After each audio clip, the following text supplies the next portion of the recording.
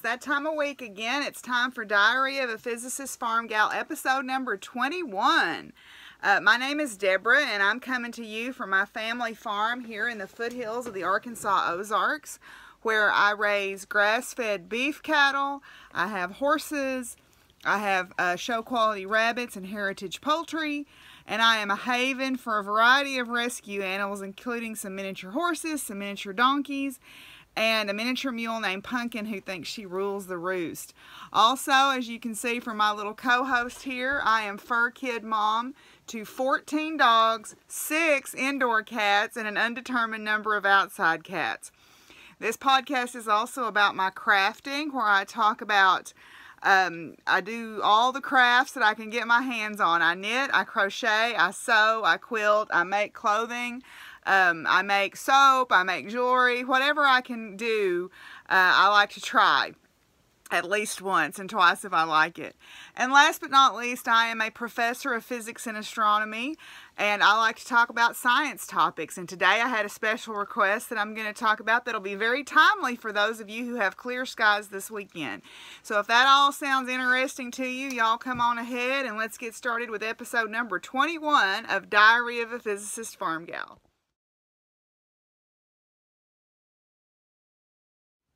Okay, if you're looking for us on social media, you can find me on Ravelry and on Instagram as Doc Firewoman. And also, there is a Ravelry group for the podcast, Diary of a Physicist Farmgal, where you can find out about make-alongs and giveaways. And I'm going to announce some giveaway winners here in just a minute. And a beginning of a new make-along that'll be starting in September. And also, my farm Facebook page is Buckthorn Farms, which is the same name as my YouTube channel. You can go on Facebook and follow the things that are going on here on the farm. So, first of all, let me just very fast announce our giveaway winners. I decided to do a 100 YouTube subscriber giveaway winner where they won this project bag that I had made. It is made from the Jenny Baker in color order pattern, okay, and it's got farm animals on it, and then inside it is a variety of little treats related to sort of the theme of the podcast. So I have drawn for those winners. There are 2 identical prizes. One was from the Instagram comments and one was from the post on Ravelry. So we had on Instagram, we had a total of 11 entries, and on Ravelry we had a total of 13. So these are our winners. On Instagram, it was post number 11, Bay Area Knitter, which is Christine out in the Bay Area. Yay! And I'm actually knitting one of her patterns that I'm going to talk about. And then on Ravelry, it was number 3, Jessica, Army Wife Knit Life. She has her own podcast. So those are our winners. So I will reach out to y'all either on Ravelry or on Instagram to get your mailing addresses, and I will get those in the mail to you as quickly as possible. And Jessica, I know your mom is coming for a visit, so if you would rather me mail it to her, you just let me know what you would rather me do. So those are our winners. And thank you so much for all your kind words and your kind comments. I sure do appreciate all that feedback. It makes me feel good to know that y'all are getting something out of this. And I want to say thank you to everybody who made sweet comments about the prizes they got from the charity make-along. It seemed that luckily those prizes came on days where people needed a little pick-me-up. And so I'm so happy that I could be, as Maya Angelou said, a rainbow in your cloud a little bit. Now, I want to talk a little bit about some other make-alongs that are currently going on from other podcasters, and then I want to talk about a new one that's going to be starting here.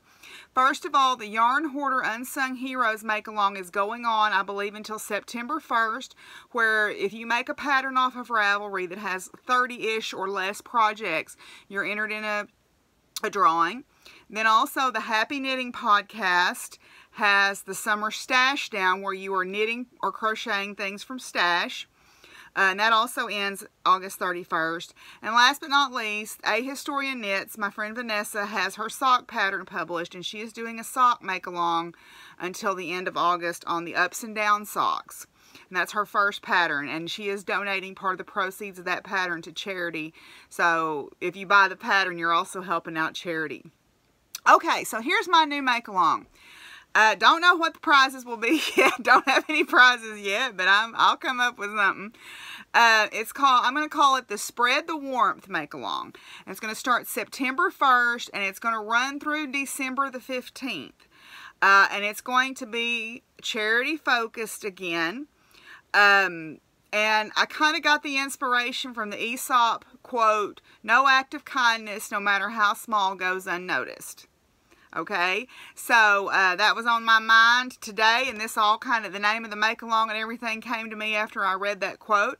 What I would like for you to do is crochet or knit or sew or quilt, whatever. This is a wide open make-along. Any item to donate to charity.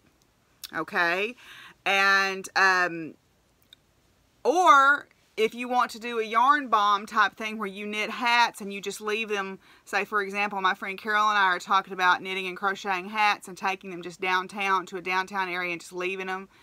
Just take a photograph, I guess, or well, you don't even have to take a photograph, but if you want to, it'd be kind of cool for us to see.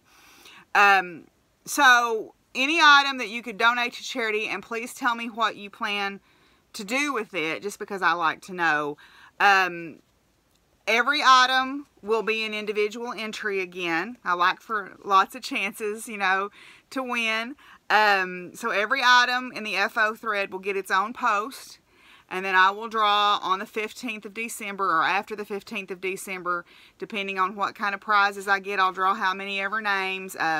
Try to save up a little bit of money and buy a few things when I go to East Texas Fiber Festival, maybe to donate as prizes, or hit up my local yarn shop, Knit Two Together, and buy some things to donate as prizes. And I can also make some project bags. So try to have a few prizes to make it worth your while. But anyway, I'm going to go ahead and open a chatter and planning thread on Ravelry so we can kind of get each other excited. And then I will open an FO thread on September 1st. So every entry, or every item is an entry. Hats, mittens, you know, blankets, I don't care. But let's spread the warmth. Let's spread the warmth of love and kindness and empathy around the world, okay? Because Lord knows we need it. Anyway, so that's enough social media chit-chat. So let's get on here to some finished objects. I just wanted to put in here at the end of the social media section, I wanted to say congratulations to Logan and Jose from Leon Alexander Yarns on getting engaged at Stitches Midwest. I'm really tickled for you guys, and I can't wait to see you in November at East Texas Fiber Festival.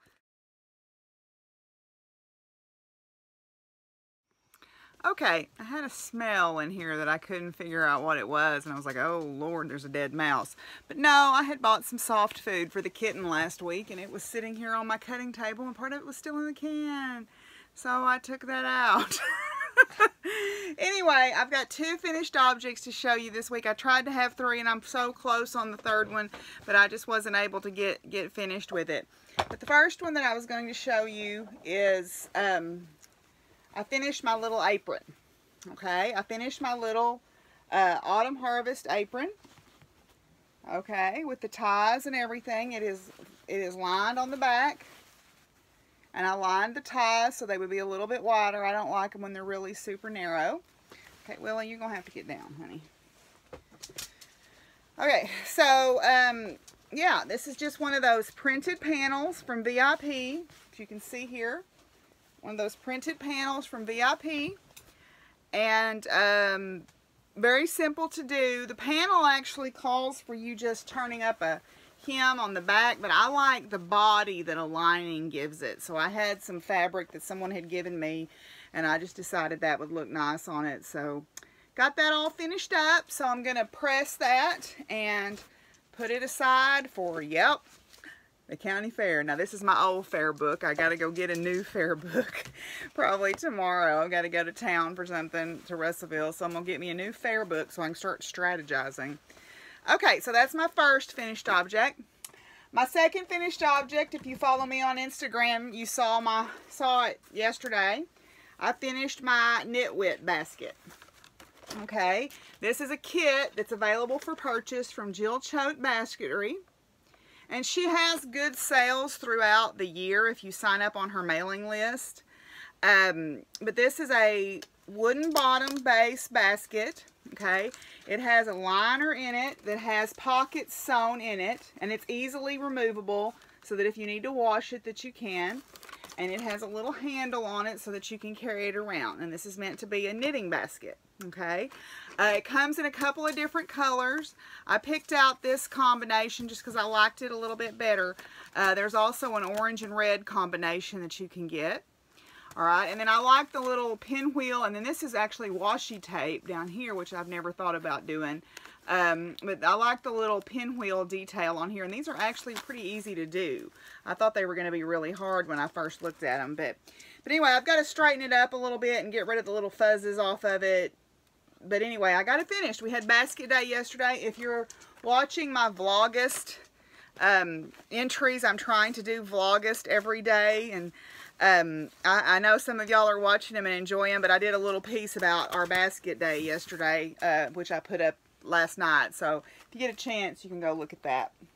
Okay, so those are my 2 finished objects for this week. I've got one that'll be finished by next week. I just didn't get around to finishing it off today, but I'm very close. So we'll talk about works in progress next.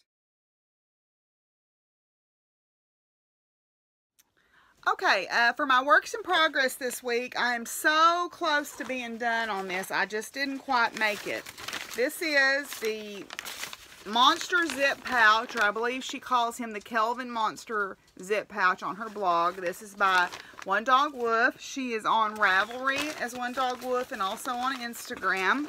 And I would try to say her name, but I'll probably slaughter it. Chai-Wei, I believe is her first name. And she has a lot of free crochet patterns. And this is the third pattern of hers. Third pattern of hers that I've made. She has a lot of free patterns on her blog where you can go and download free stuff. I have gotten the monster pieces all done. I just have to sew my zipper in. I purchased the zipper with a gift card that I had gotten for my birthday the other day when I met my friend in town. But here is the body of the monster. Okay, and his back is solid, and then his front. Okay, he's got a little top knot here, little top knots. All right, and then he's got his little feet down here at the bottom. So there's his body. You got to sew those after you put the zipper in. Then you sew the front to the back. Okay, and then he's got little arms, which you're supposed to stuff these lightly with fiber fill. So he's got little arms that go on either side. And then I've got to put his pupil on. I haven't done it yet. But he's got an eyeball. He's got an eyeball right in the center, so I guess he's a cyclops. Okay, and you stitch on a pupil right there. So that's his little eyeball, as you can see from the pattern. You saw that on the pattern too. So that's how close I am. The zipper, I'll actually just go ahead and get it out here. The zipper that I got for his mouth is this. This is a special like team color zipper, I guess.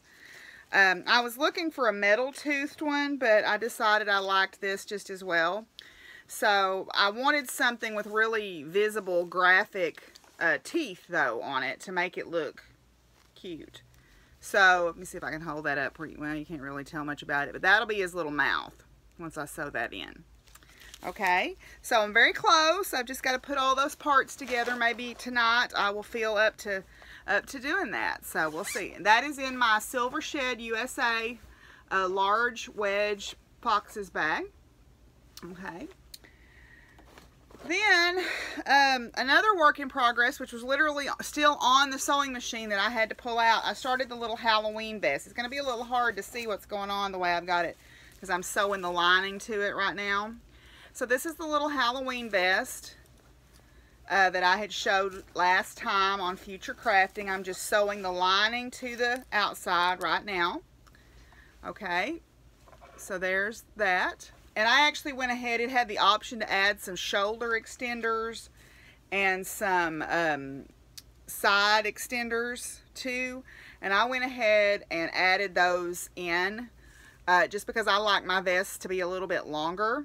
And I've got some cute Halloween buttons in my stash, so I think I'm going to accent it with some buttons. But I love this. I have had this lining fabric for no telling how long, and I just thought that was perfect. Of course, this is the wrong sides of all of it, so you can't tell just a whole lot about it. But anyway, so I'll have that sewn up by next time, hopefully, too. The last thing is last night, after I got in from making baskets, I got in the mood. I had an awful headache for some reason. I don't really know why, but I just popped this awful headache. But I felt like I wanted to knit a little bit. There were some storms rolling through and the dogs were a little bit nervous, so I wanted to spend a little bit of time knitting. So this is actually a pattern by Bay Area Knitter, or she goes by Needle to Needle on Ravelry. This is the Haylie's Hug Cowl, and it's a memorial pattern to a young woman who lost her life to osteosarcoma.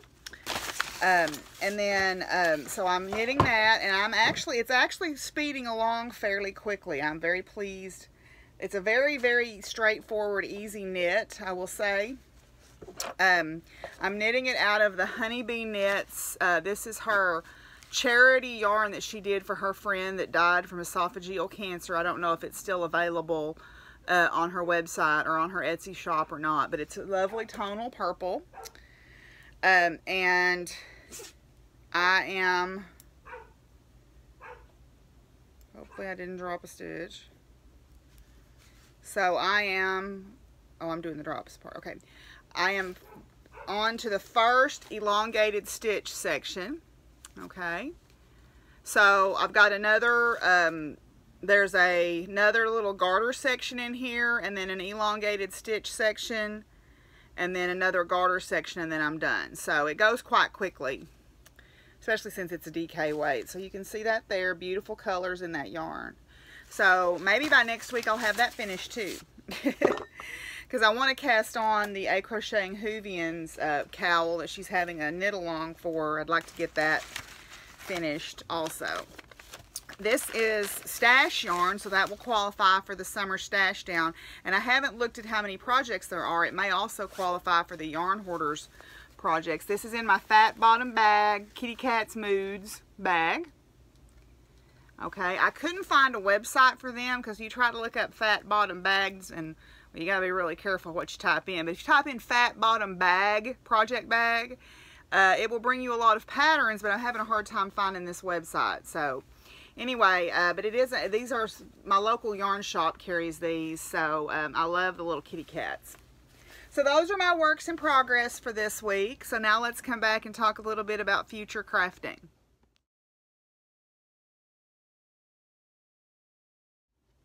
Okay, so on future crafting, I meant to say on the baskets, there are several places that have basket kits available. Several people have asked me about learning to make baskets, and thankfully I have my good friend Sasha, who is quite a good instructor at our local state park and who's also a good personal friend of mine. So we get together to make those baskets, and she's there to answer any questions or ask for advice. But if you don't have a resource available to you, there are kits available that are good beginner kits on several different sources. Now, the Knit Wit basket, I would not say that's a beginner basket at all, okay? That is a more advanced, intermediate, that's why I said that was an intermediate basket or advanced beginner basket.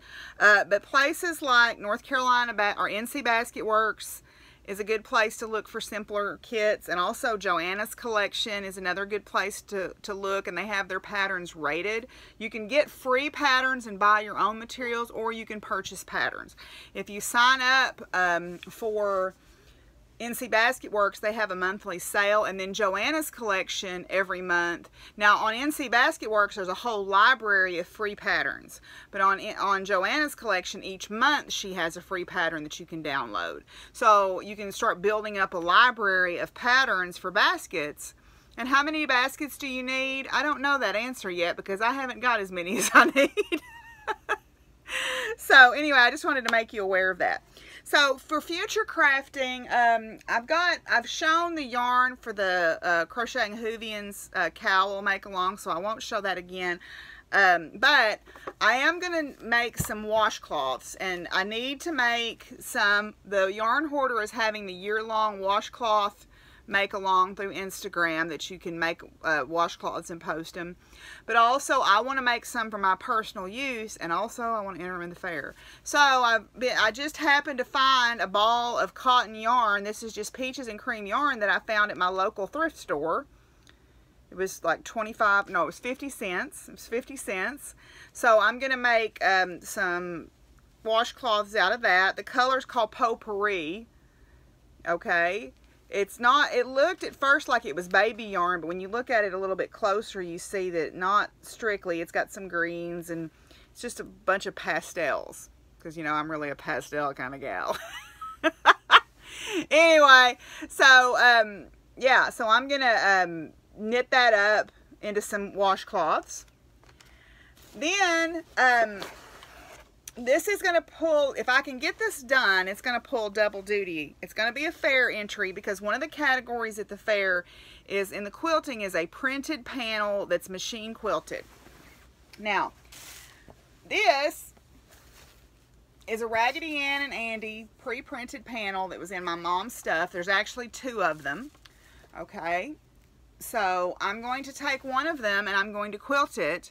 And then the reason I'm going to do that is Miss Betsy, who is my friend that I like to go junking with, she loves to collect Raggedy Ann and Andy dolls. And so I thought this would be a perfect gift for her for Christmas if I can get it made up. And I don't think it will be hard. I just want to make sure that I put enough quilting on it that it looks, that it's good to qualify for the quilting entries at the fair. So there's that. Then I have another apron panel that I would like to make, and there's actually looks like about 4 of these or 3 of these. This is another of the canvas aprons. These were in my mom's things also. And these are gingerbread. It's a gingerbread apron. Isn't that cute? I thought that would be cute to hang in my kitchen at Christmas time. It's got the little extra pieces on it. I usually make little ornaments or something out of those. There's about, looks like there's about 3 of those. 1, 2, yeah, there's 3 of those. Those were in my mom's things. So I'll cut one of those out at least and do it like I did the Autumn Harvest one and line it for an apron. Then, last but not least, I think I've shown this before, but if so, that's okay. I'll show it again if I can reach it.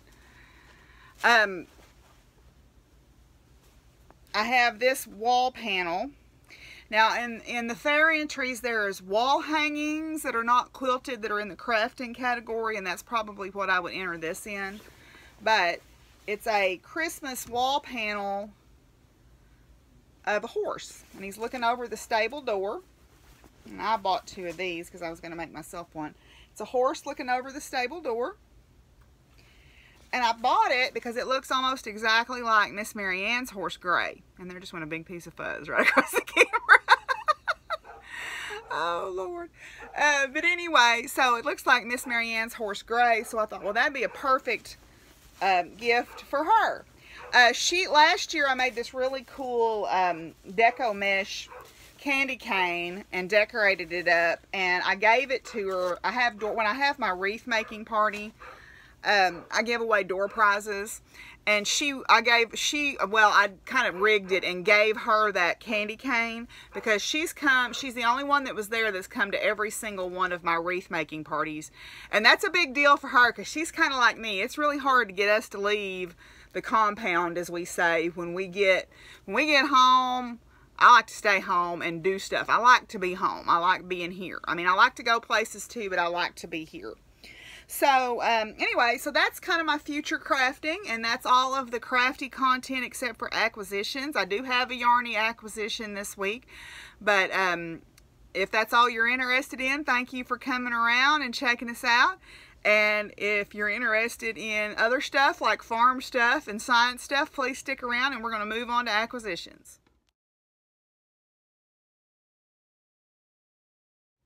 Well, we have a special guest. This is Fizzy Cat. I know.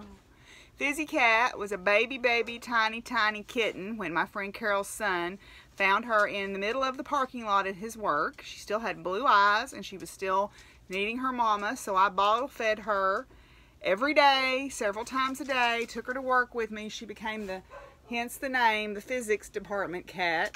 And she is rotten, as you can tell. She's rotten. She likes to get into everything, but she's a good girl. I know. You're a good kitty. I know. You want down? Okay. So, hopefully they will leave. They will not get into it while we're in here. So, my first acquisition, I just picked up some new knitting needles and a cable to start the A Crocheting Hoovian's cowl. I looked at the pattern, and it's going to be easy for me to add a few stitches because these are actually going to be a little bit longer than what she calls for in the pattern, but I can make them work fairly easily. So I'll probably cast that on this weekend. My friends Marla and Gypsy, who I have mentioned several times, and I showed the blue yarn that they brought me back from Iceland. Well, they sent me a surprise package. Well, not too surprising. They told me they were sending me something. They had some more Icelandic yarn, and they sent me some more of the local yarn, like the blue that they gave me, except it's in green and gold, which were my college colors. I guess if I wanted to make myself an Arkansas Tech beanie, I could, but I don't want to. I'm not one of those people that is like, woo, alma mater, let's go wear all the stuff and go back for the reunions and stuff. Well, I shouldn't say this. I loved learning stuff. I loved that part of high school and college. I didn't really like who I was as a person in high school and college, so I don't really like to go back and revisit those times. I don't have any sentimentality or nostalgia to go, but those were not the best times of my life. I'll just put it that way. So right now is the best time of my life, so I'm not sentimental for the old days. But they also sent me 2 balls of Let Lopey. One is a blue color, and then the other one is this cream color. And what I'm excited about is I just bought the Meteor hat pattern, which is the moon phases. It looks a lot like the hat, or looks a lot like the pattern, and it's kind of the same colors as the sweater that's on the new edition of Pom Pom. I need to get that magazine because I want to make that sweater, even though I've never done color work in my life. It's got moon phases on it, and I gotta have it. Well, the hat has moon phases on it also, and these 2 colors are doggone near the same colors as what's in the picture. So I had purchased that from the Queen of Pearls when it was still on sale. I purchased that pattern, and so now I just got to get around to making it. I don't know. I'm going to finish that Sheep Love hat since that's a color work, and I think that'll be a better learning piece than trying to do all those little moons. But anyway, perfect yarn for it, so I was very thankful that they sent me that. So those are the only 2 acquisitions that I have this week. So now let's move on and talk about science.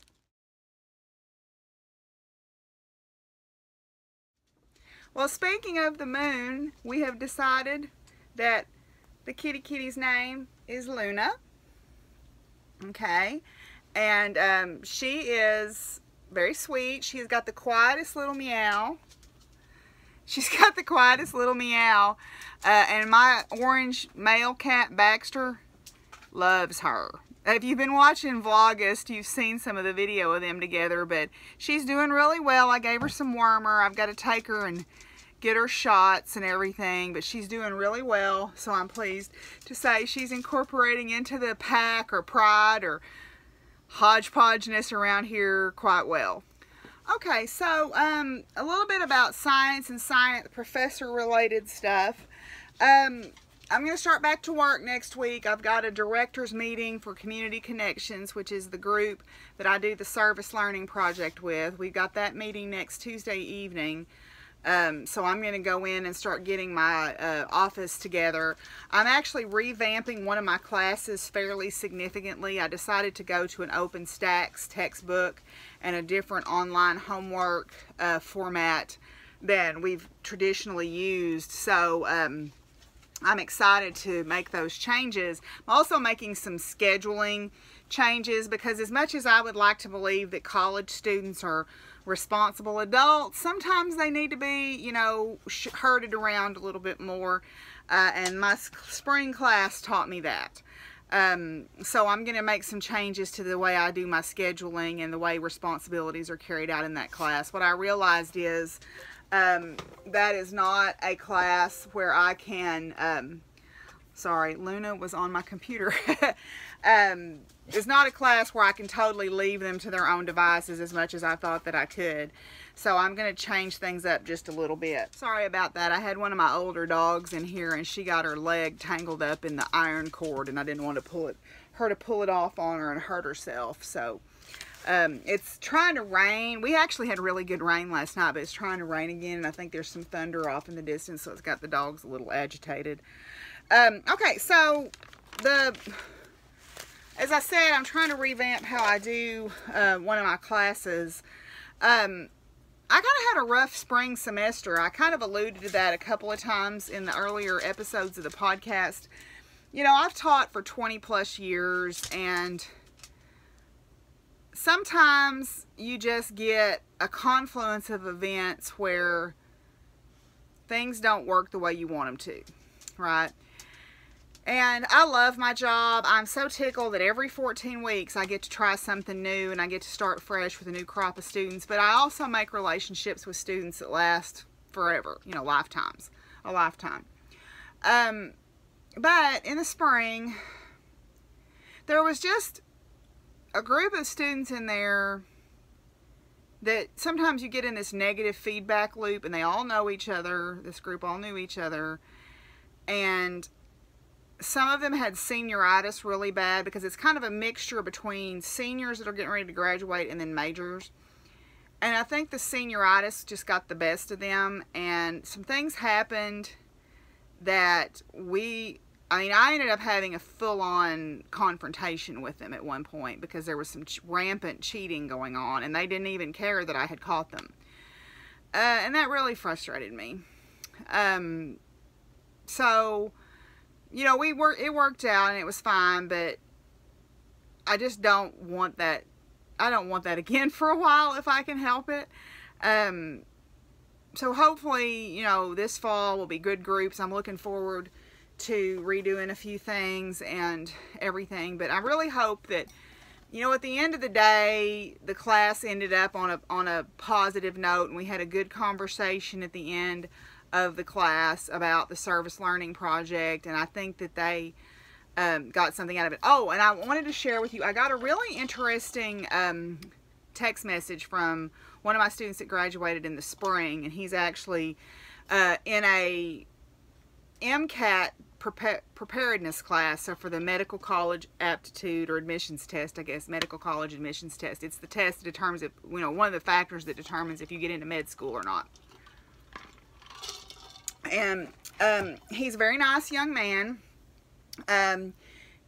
You know, when you first laid eyes on him, you probably thought, oh, he's just a frat boy. But come to find out, he is very empathetic. He's very much into volunteerism and community service, and he's been very active on campus that way. And he kind of took the lead in the service learning projects and actually came back after he finished the class and wanted to do research around the service learning projects, which I thought was really great. But there's a paper that I have my students, my class is not the traditional physics class. One of the things that I do is I am trying to attack this two-part problem.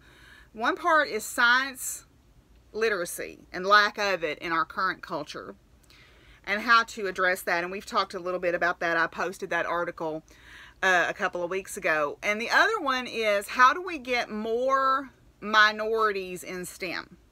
How do we get more women, more people of color, more people with disabilities, more LGBT people? How do we get more underrepresented minorities involved in STEM? Because when you think of, okay, let's say I ask you to think of a famous physicist. 90% of people, the first image that's going to pop in their mind is going to be Albert Einstein. And that's fine. But when you start start talking to people in science, they start listing people like Erwin Schrödinger, Paul Dirac, Albert Einstein, all these, middle-aged white men, European middle-aged white men, or Eurocentric middle-aged white men. And you don't think about the contributions of the women, people like Maria Mitchell. Most people, or hopefully most people, have heard of Marie Curie, but I talked about like Emmy Noether and Maria Mitchell and Celia Payne and Rosalind Franklin, you know, how do we get these people more well known? Or Lise Meitner is another one, Lise Meitner, or Hedy Lamarr. Maybe you didn't know that the movie actress Hedy Lamarr was actually very, very gifted scientifically. So my student had gone to this preparatory class, and it was a group, it was designed for minority students, to give them opportunities to help to get them into medical school. And he, being a young, you know, middle class, oh, hello, Luna, middle class, white man, Caucasian man, was finally in a situation where he was the minority. He's never been in that situation before. And I remember there was this article that I had him read, or had the class read, about how do we introduce minorities in STEM. And this was about 3 years ago. That he was in this class that did this. And I remember him very distinctly saying, well, I don't think there's a problem. I don't understand what the problem is. And he even said, well, you know, all lives matter type stuff. Now, let me hasten to add that I do not think that this young man is in any way purposefully racist or biased or any of that stuff. But I just think that he's never been exposed to those kinds of things. And so he sent me this message and he said, I get it. He said, I've never been in a situation like this in my life, and now I understand why you said the things that you did about the article. And he said, you know, I've never realized it was a problem. He said, because I don't see myself as a misogynistic, bigoted, racist a-hole. So I thought, well, maybe it's just, maybe there's really not this problem because I'm not, so why would other people be?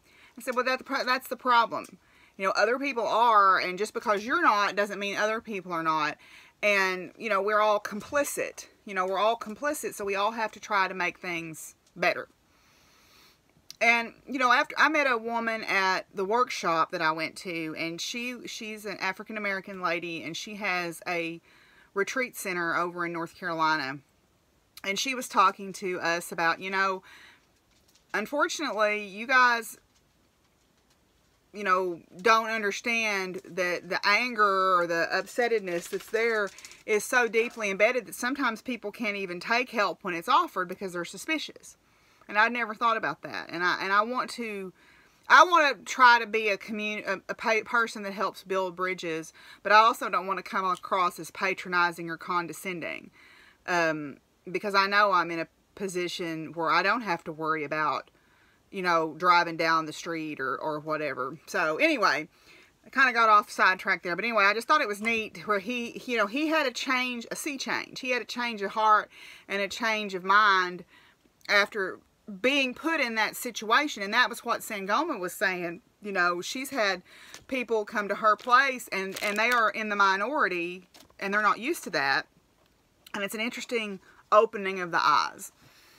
And so, you know, I would like to just continue to build bridges, I guess is what I'm trying to say. So I'm glad that I read that article. So now let's move on to a topic. Antonia actually asks me if I would talk a little bit about meteor showers, because the Perseid meteor shower is coming up this weekend. It's going to be really good this year. One of the articles that I read from space.com said it may be as many as 200 meteors per hour. And she said, would you explain why meteor showers happen? And if you're hearing rustling around in the back, that's Luna. Okay, so I'm going to do better than that. We're going to go all the way back to comets, okay? So let me bring this up where you can see here. I don't know how well this will work, but actually let me turn this off and turn it around so I can see what's going on. The reason I'm talking about comets is, believe it or not, comets are the origin of meteor showers. So when you look at a comet has a couple of parts. What we think of as a comet is this big, bright head with this bright tail streaming off of it. This is called the coma. And then this long tail is actually called the ion tail. But it has another tail, which is harder to see, that lags behind the ion tail. It's called the dust tail. A comet, when you look at the actual comet itself, is actually what I would refer to as a dirty snowball. It is made of dust, I mean, like literally like solid materials, dust, gases, and frozen liquids. And it's basically a dirty snowball. Now, the reason it looks like it does is when it comes close to the sun, the gases and the frozen liquids vaporize and make this bright comet tail that we're used to seeing, okay? But also the dust, which is, you know, packed in with all that stuff, streams off behind, okay? So the dust tail, it basically leaves a little trail of breadcrumbs along its orbit in the form of this dust.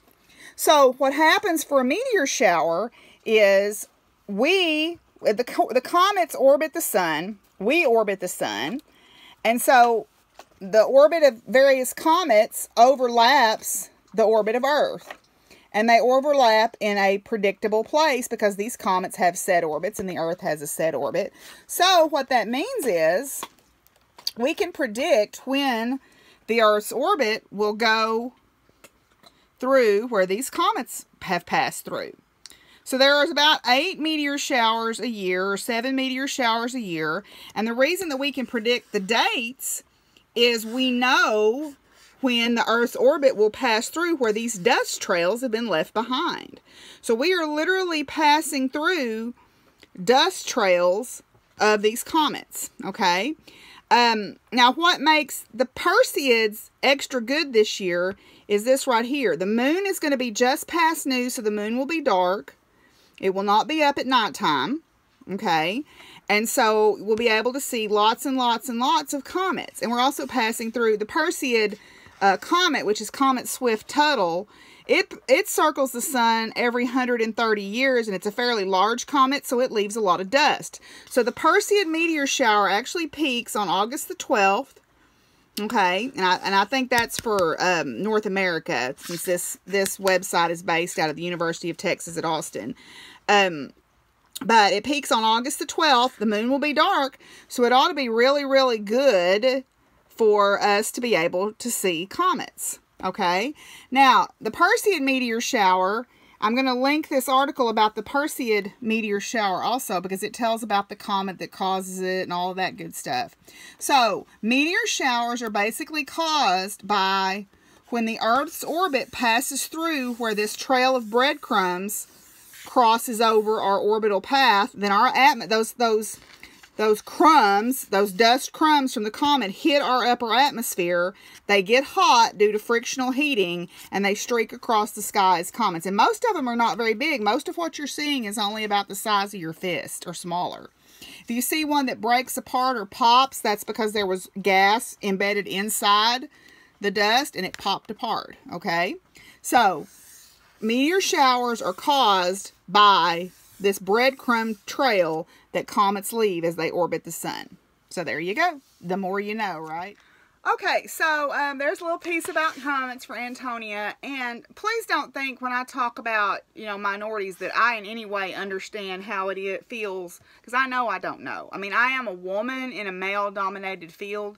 But I don't understand the problems faced by people of color or people with disabilities in these, you know, or other minorities face when they go into these fields.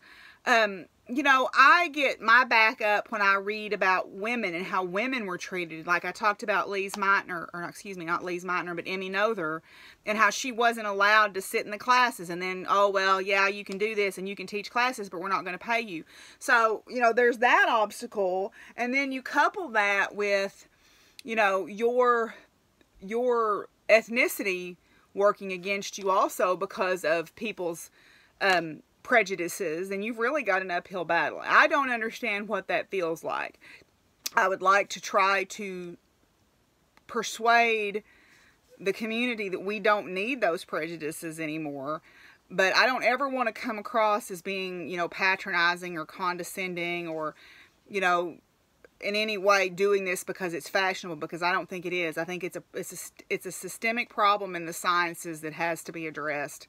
And to get more minorities, whether it's women or people of color or LGBT or people with disabilities or whatever, science should be accessible to everybody because we all rely on it every day.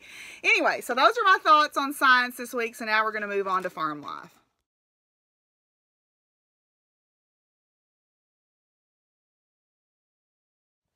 Kitty found a basket. Okay, so what's going on here on the farm? I've been participating in Vlogust, as I mentioned, so if you want to get a little taste of what my day-to-day life is like out here at the farm, I encourage you to go watch those Vlogust videos. They're a little bit rambly, but hopefully they're interesting. I've gotten a lot of positive feedback about doing them, so hopefully everybody's enjoying them. Yeah, so it's been fun to kind of show you guys what I do day to day, and you kind of see what I get up to out here. This week I've been doing a lot of canning, which you've seen if you've been watching Vlogust, and I actually have a pot of soup base on the stove right now that I'm simmering down, and then I'm going to use up some vegetables that I've got that I need to use before they go bad. I'm going to make a big pot of vegetable soup and can it in the pressure canner. But I've been making some other things this week. I've made 3 kinds of jelly, or jams I should say. Okay, I finished this one just a little while ago. This is vanilla peach jam with some peaches that I bought at a local peach orchard. This is blackberry jam that I made from my blackberries. And then this is blackberry habanero jam from my garden also. Alright, so I've got those all made up. And remember, I don't store anything with rings on it. So these guys have been made for a couple of days. So I took the rings off them. This one I'm going to leave on until tomorrow, because it literally just came out of the canner about 2 hours ago. So that's vanilla peach. Isn't that a beautiful color? Okay, then put those back. Another thing that I made was I made some tomatillo salsa, or salsa verde, which is, instead of using tomatoes as my base, I use tomatillos because I grow those as well. Alright, and then I also finished up the last of my elderberry syrup. So I ended up with about 10 pints of this elderberry syrup for cold and flu season. Then, for my other part of my peaches, when I stopped at the peach orchard on Monday, or stopped at the peach orchard stand on Monday, I put up 10 quarts of peach pie filling. So this is ready to go. All you got to do if you want to make a peach cobbler or a peach pie is open the top and pour it in your crust. It's already got all your spices and everything in it, so it is ready to go. And it is yummy. It's also good on ice cream. If you want some ice cream topping, this is good for that too. So that's my canning exploits for this week. Then today, actually, my neighbor, well, they own the farm next to me, but they actually live closer to town. It was actually his father-in-law's farm. His daughter, who's a little bit older than me, contacted me and said, you know, Mom and Dad's hot peppers are doing really, really well, and they've put up hot peppers so they don't want any more. So do you want some? So I said, sure. So I went down there and picked quite a few. Looked like mostly Tabasco, cayenne, and jalapeno peppers. So I'm probably going to put up some pickled peppers or some hot pepper sauce, because I use that fairly often. When I make a pot of beans or something, I'll put some of that in there. Bo is at the trainer, and I got to see how he was doing on Monday. I went up and took some feed to him and took her a check because he needs front shoes put on so that she can ride him out on the gravel. She said he was a little tender-footed still. And I got to watch her work with him, and he's really coming along. I posted quite a few videos and clips on my Instagram page, and then also, if you're following Vlogust, I put a few in there as well. But he's really coming along, and it makes me excited because I am ready to get back to doing weekly dressage lessons. So luckily on Fridays this fall, every other Friday, my dressage coach is going to drive up, and I'm going to get to do a private lesson, and then we'll have group lessons afterwards. So I'm really excited about that because I'm ready to get going again. I talked to her on the phone today, actually, and we kind of made a little plan of action, and she had sent me some notes about some things I need to correct in my posture to advance. With dressage, it's you build up levels. There's what's called the training scale, and you build up, there's like relaxation and rhythm and collection and all of those things. You move up the training scale, and the movements as you move from one level to the next in dressage start to test those things as you move forward. So I'm ready to start advancing my skill set. as I mentioned just briefly, we did have a lot of rain last night. I didn't think we were going to get any rain when I was doing my vlogmas because most of it had passed us by, but the atmosphere is really unstable right now, so these storms have been just kind of popping up off and on day and night for the last little while. There's a cold front off to the west, and boy, it needs to move through because it's been muggy here today. So we had a really good rain sort of all night last night, which was great. We didn't get as much as some areas. There were some areas south of us that registered 4 to 6 inches, which when you get that much water, it doesn't really soak in. It just runs off. So I was proud that we had just the slow, gentle rain all night. Didn't really get a lot of the wind and stuff either, so I was very glad about that. It's clouding up out here again. I don't know if it's going to storm or not. I need to look at the radar, but it'll do what it's going to do, and I'll take every drop that I can get right now. But, you know, the dogs had me kind of upset, or not me, they were upset because of the thunder. So I didn't sleep really good last night. And then about 2 o'clock, I got it in my head that, oh my gosh, what if the cover's blown off the chick's pen? What if the cover's blown off the chick pen? So it was pouring, and I'm waddling out there with a raincoat over my head, and of course they're fine. Of course they're fine. I look like a fool. I'm getting soaking wet out there, and of course they're fine. But, you know, if I hadn't checked on them, it would have been terrible. So I'm glad that I did. But anyway, so, yeah, so we got those things done. And I hope that you guys are enjoying the vlogust. I hope that you'll check those videos out if you haven't already. There's very little craftiness in them. It's mostly canning and animals. So if you like that kind of stuff. Although I did do some clips of us making baskets yesterday. So anyway, so that's pretty much it here on the farm. We're just kind of keeping on. And we're going to now move on and wrap it up with a few final thoughts.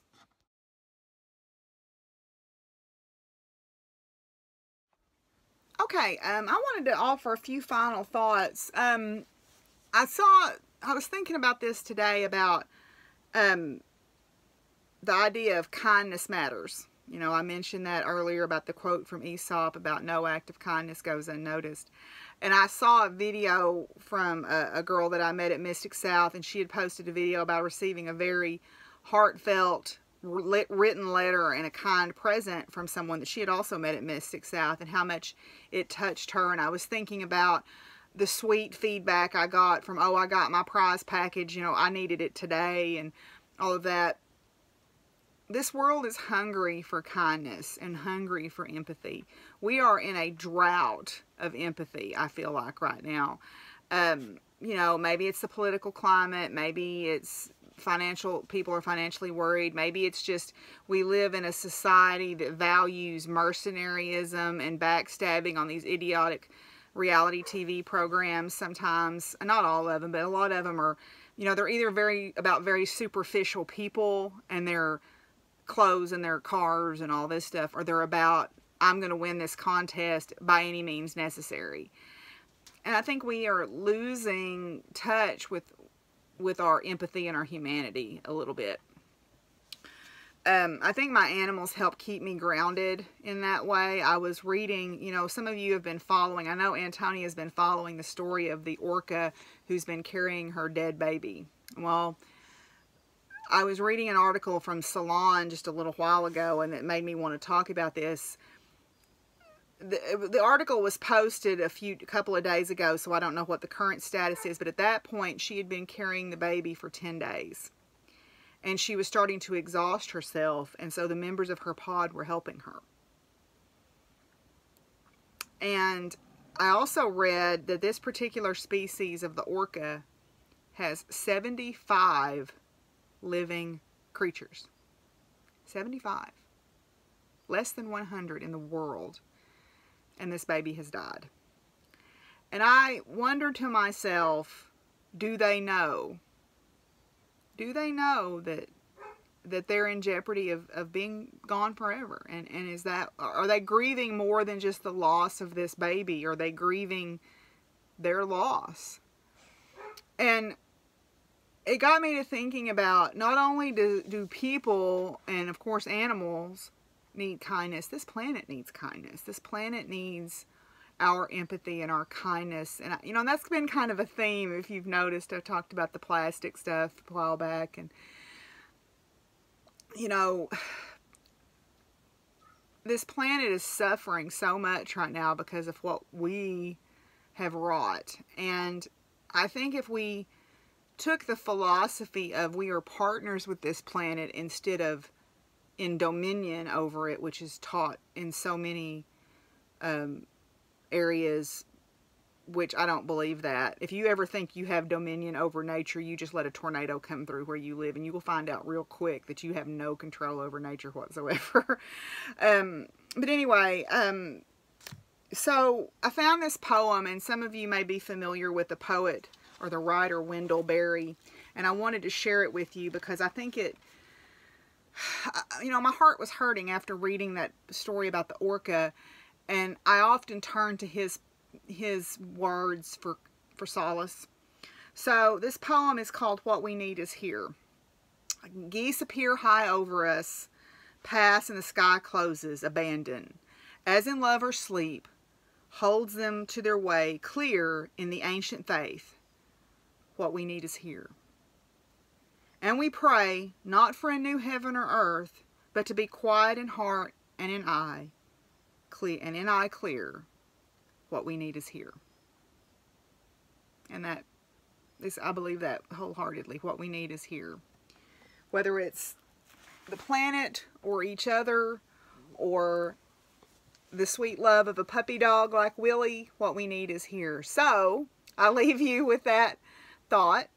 And until I see y'all again, I hope you're meeting your crafting goals. And until we visit again, be good to each other and take care of each other. And peace out, y'all. Bye.